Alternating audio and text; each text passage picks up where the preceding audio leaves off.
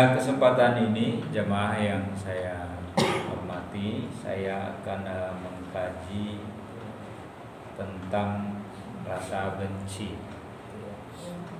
Tetapi judul lengkapnya Resiko Menyimpan Rasa Benci.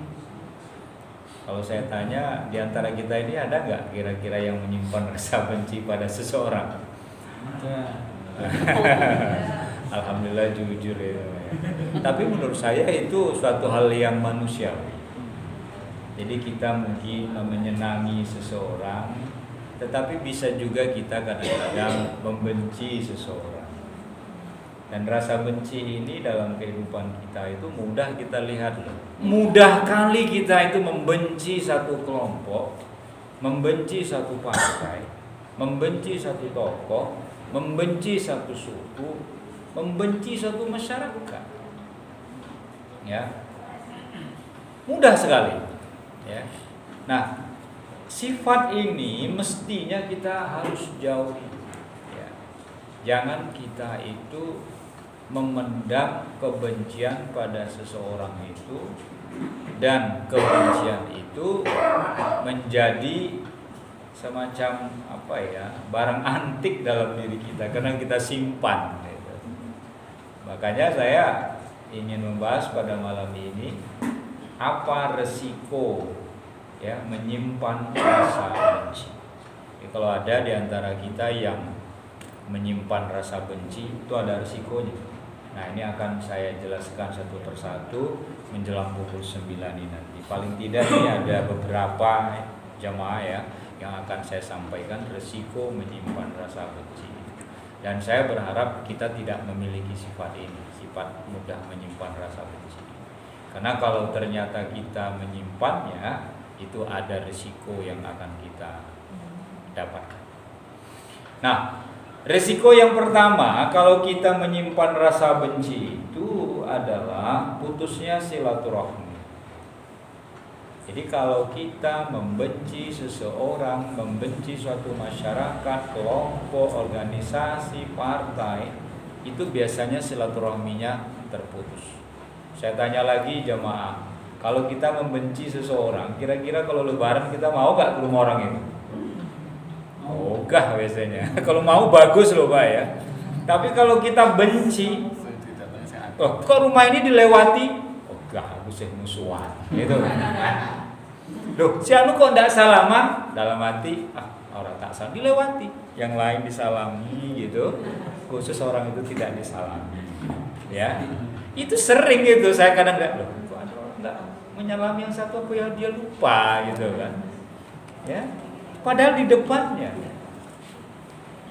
Kalau kita sudah membenci seseorang dan menyimpan rasa benci, ternyata silaturahmi kita putus. Padahal silaturahmi itu apa?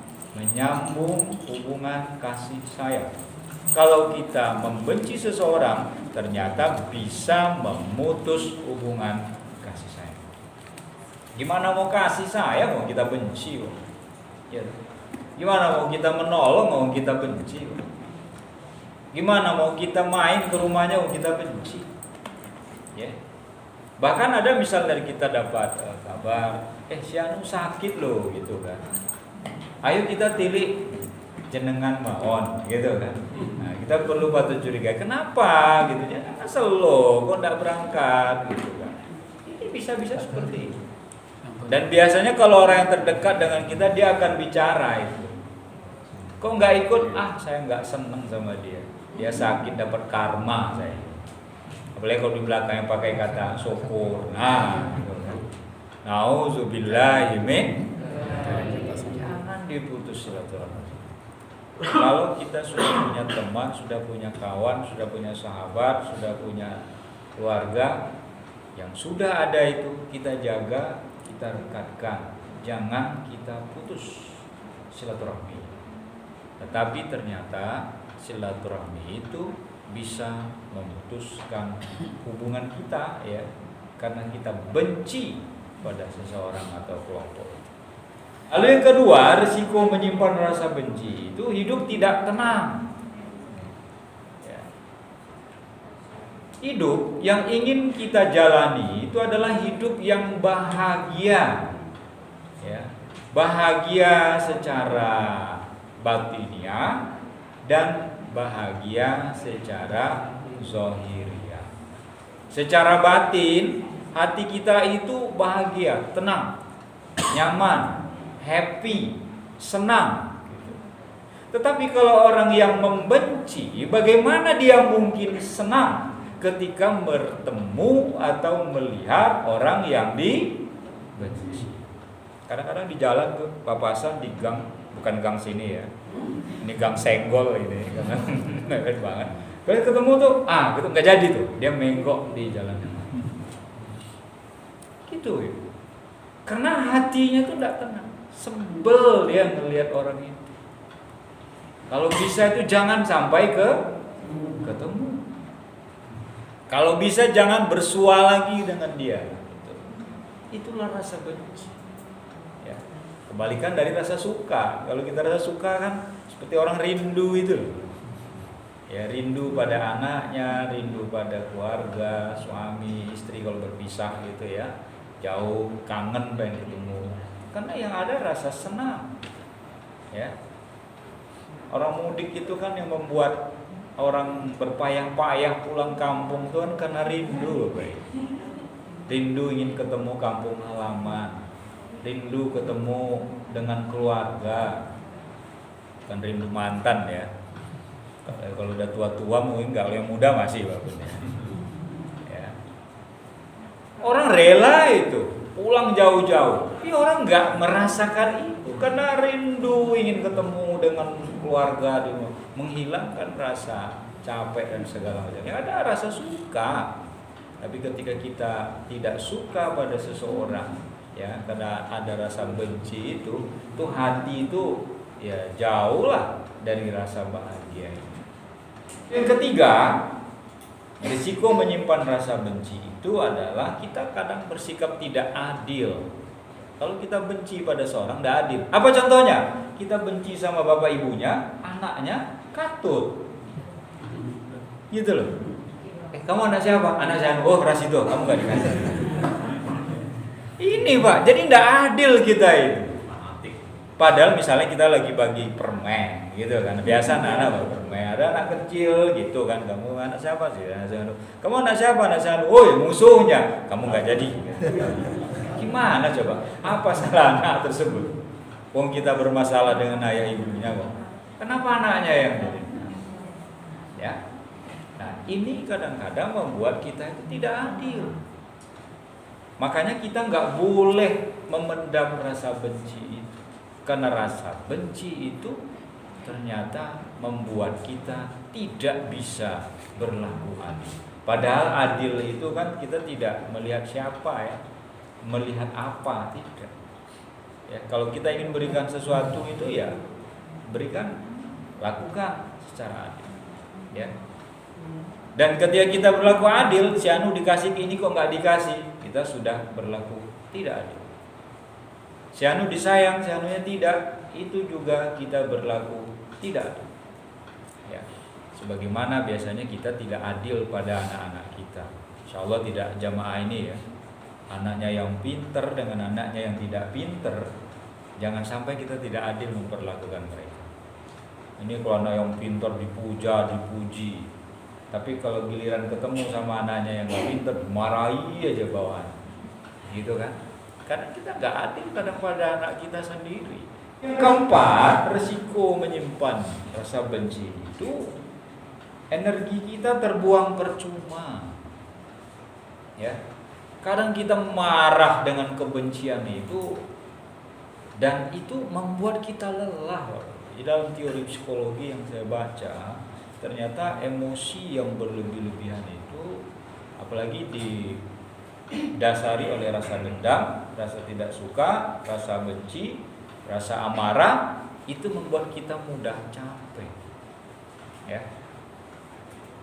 Dan dalam medis, orang-orang yang seperti itu paling mudah tekanan darahnya naik. Ini saya baca dalam buku kesehatan. Jadi orang-orang yang gampang marah, orang yang menyimpan rasa, Bu, apa penyakit ibu? Pak, apa penyakit bapak? Apakah ada masalah di keluarga? Kan biasanya dokter itu nanya juga kan. ceritakan saja. Kalau memang itu bisa menyelesaikan persoalan. Bagaimana nggak tensi nggak naik kalau setiap hari kerjanya marah aja? Ayo, bisa loh menyebabkan tensi itu naik karena kita marah. Jangankan tensi, darah aja naik kok. Orang marah mukanya merah gak? Merah kan? Jadi darah yang dipompa dari jantung itu naik ke muka. Kalau ibu-ibu naik ke bibir. Lipstick maksud saya. Merahnya. Ya, jadi kemarahan itu membuat kita ya seperti itu yang terjadi kemudian.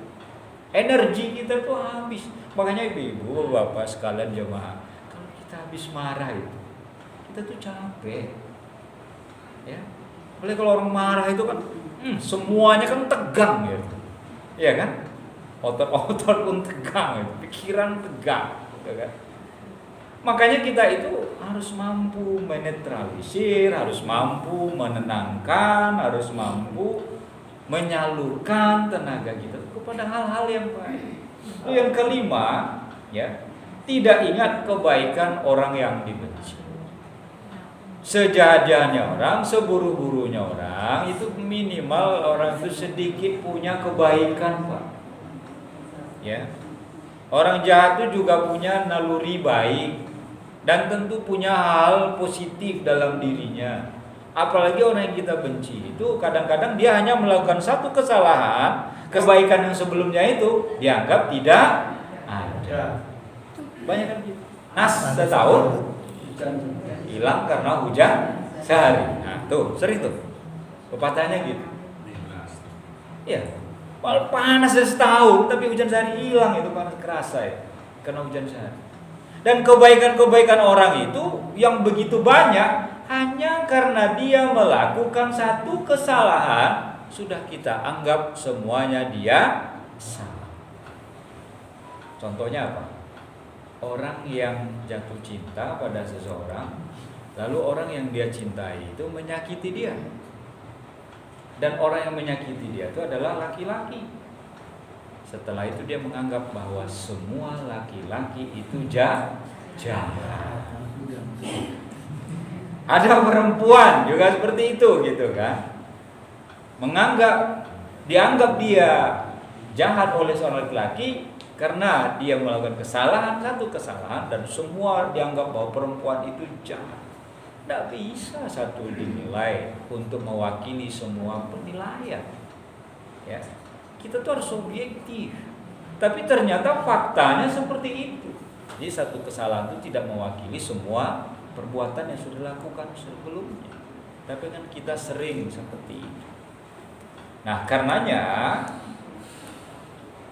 kita tuh harus mengingat kebaikan-kebaikan orang pada kita. Walaupun orang itu pernah menyakiti kita, pernah berbuat jahat pada kita, tapi ingat bahwa dia dulu mungkin pernah melakukan kebaikan kepada kita.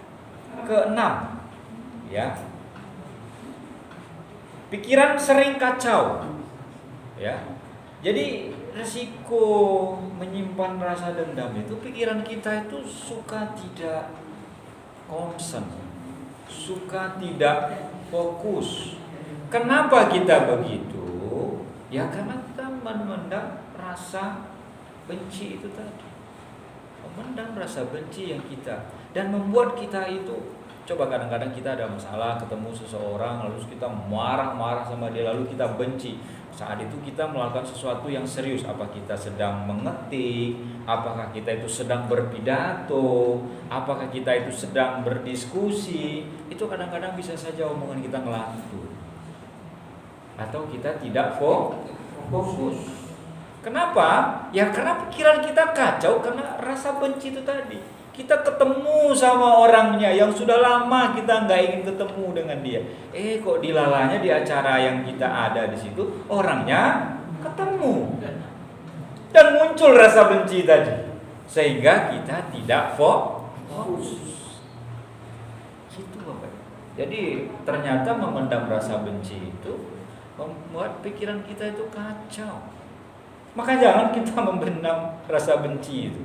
Jangan kita simpan rasa benci itu, karena membuat pikiran kita itu kacau.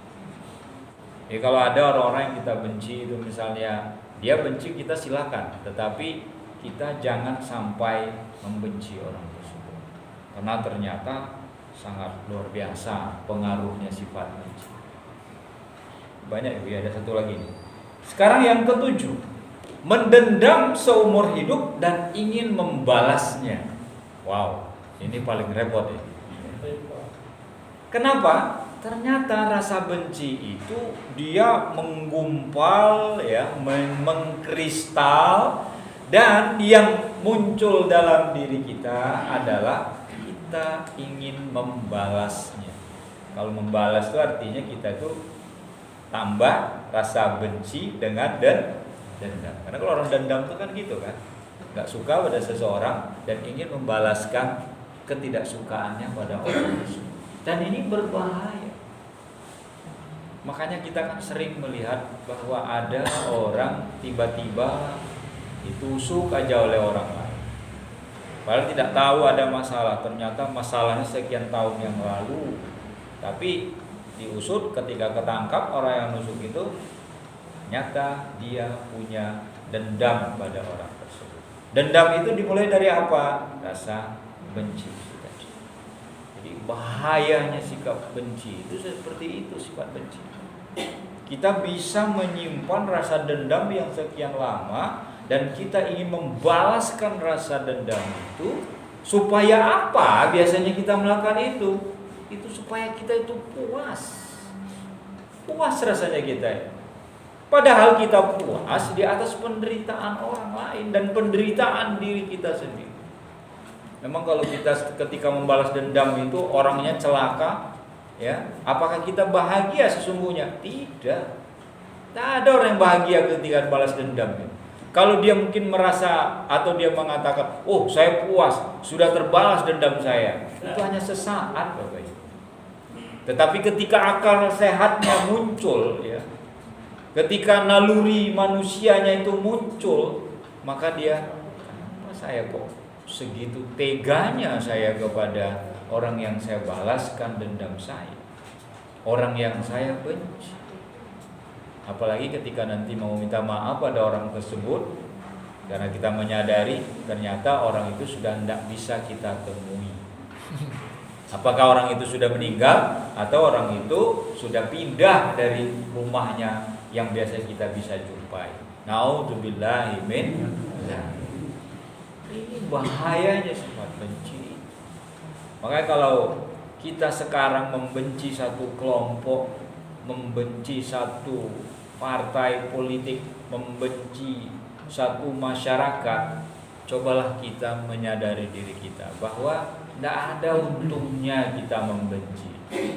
Kalau sekedar tidak suka, ya oke lah. Pilihan saya ini, saya tidak menyukai ini, oke. Tapi jangan dibarengi dengan rasa benci, apalagi dendam, apalagi rasa benci itu nanti memunculkan hal-hal negatif yang lain.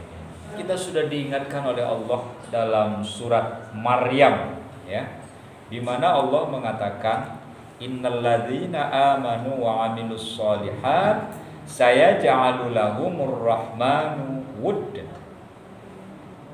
Jadi sungguhnya orang-orang yang beriman, ya, dan beramal soleh, ya, Allah menjadikan mereka, ya, adalah orang-orang yang dalam kehidupannya itu bahagia. Yang ada di dalam kehidupannya itu tenang. Yang ada dalam kehidupannya itu nyaman. Yang ada dalam hatinya ketentraman. Kenapa Bapak Ibu? Karena dia tidak memiliki rasa benci. Kata kuncinya yaitu iman dan beramal soleh. Kalau kita beriman, kalau ketika kita dibenci oleh orang, kalau kita dijahatin oleh orang, ingat kita punya Tuhan. Biarkan Allah yang membalaskannya. Kita tidak perlu membalasnya atau mendendamnya, ya. Apalagi kita membencinya. Kita punya Tuhan. Kita kan sering bilang, tapi nggak kita praktekkan. Gusti Allah boten sare. Allah itu tidak tidur. maka kita nggak usah khawatir. Siapa yang menanam, dia yang memanen. Dia yang melakukan kejahatan, dia juga nanti akan mendapatkan balasan atas kejahatan, tanpa kita harus membenci orang tersebut. Jadi kata kuncinya iman. Dua, amal soleh. Kalau kita tidak ingin dibenci oleh orang dan kita tidak memiliki sifat benci, berlakulah baik. Amal soleh itu perbuatan baik. Kalau kita baik, walaupun kadang-kadang orang baik juga sering dijahatin oleh orang lain, tapi hanya sebagian saja, karena orang tuh nggak ngerti bahwa yang dia lakukan itu adalah perbuatan yang bertentangan lah. Masa orang baik dijahatin gitu. Selama ini kan orang baik akan selalu kita ingat kebaikan. Saya ingin balas orang itu, tapi dia orang baik. Saya ingin menjahatin orang itu, wah tidak baik saya melakukan. Nah, berarti dia orang baik. Ya. Si anu tuh dia butuh pertolongan. Kalau saya nggak punya uang, tapi saya punya sedikit. Karena dia orang baik, saya akan memberikan walaupun sedikit yang saya miliki. Saya sibuk, tapi ada kerja bakti di rumah dia, saya harus hadir. Kenapa? Walaupun saya sibuk, kenapa? Orang itu orang baik. Rasanya saya tidak enak kalau saya tidak hadir ke rumahnya walau hanya sebentar. Jadi iman dan amal soleh. Jadi iman dan perbuatan baik itu bisa membentengi diri kita agar kita itu tidak memiliki sifat benci. Lebih mohon maaf, wabillahi taufiq wa hidayah. Assalamualaikum warahmatullahi wabarakatuh.